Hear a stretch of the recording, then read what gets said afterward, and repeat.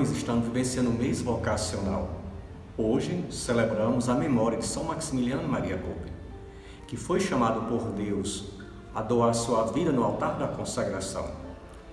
Através dos votos evangélicos, aos 16 anos ingressou na Ordem dos Frades Menores Conventuais, foi ordenado sacerdote em Roma no ano de 1918, posteriormente tornou-se um grande missionário no Japão e levou consigo a devoção à bem-aventurada Virgem Maria. Fundou a confraria da Milícia de Maria Imaculada. Ao regressar à sua pátria, na Polônia, foi conduzido ao campo de concentração de Auschwitz. Ali, num determinado dia, final da tarde, quando foram contar o número de prisioneiros, alguns haviam fugido. Então os guardas, como forma de punição, selecionaram 10 para serem mortos. Dentre eles, encontrava-se um pai de família, que a reação imediata foi o choro ao recordar da esposa e dos filhos. Diante daquele quadro, Maximiliano Maria Kolbe não hesitou em fazer um pedido para colocar-se no lugar daquele homem.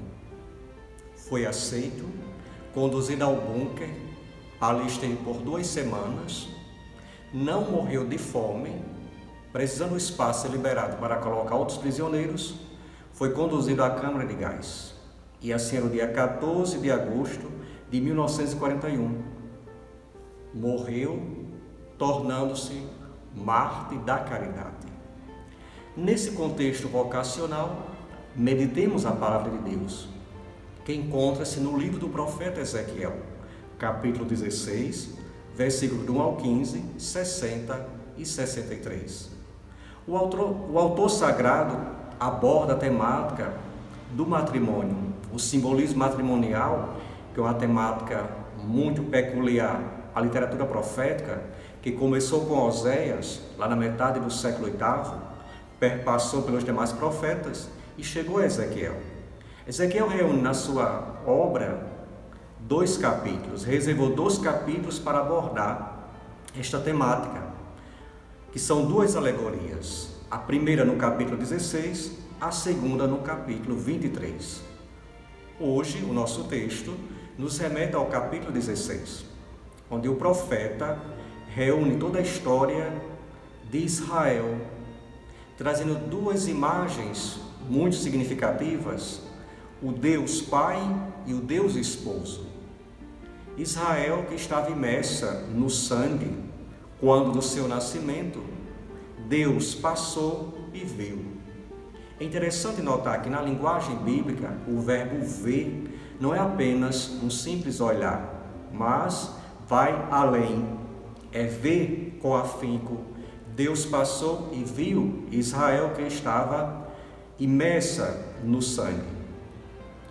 A sua atitude foi um gesto nupcial. Tirou seu manto e cobriu Israel, pois estava nua, como uma criança selvagem e abandonada. A imagem do pai e a imagem do esposo.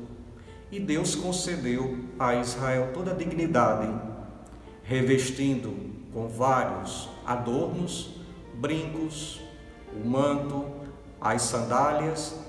E Israel foi crescendo de forma exuberante como uma planta silvestre.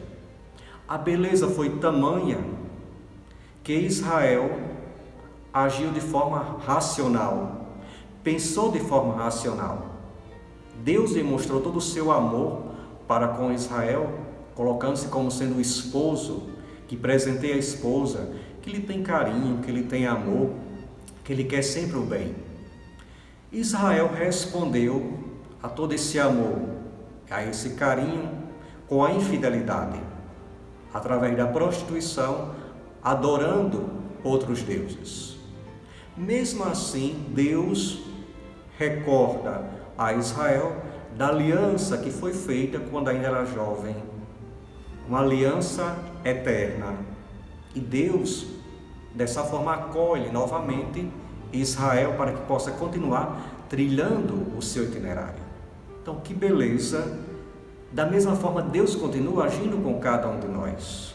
Esse amor de pai, esse amor de esposo, que mesmo nós tantas vezes sendo infiéis, Deus não nos abandona.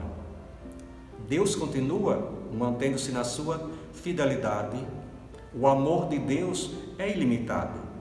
O homem põe limites.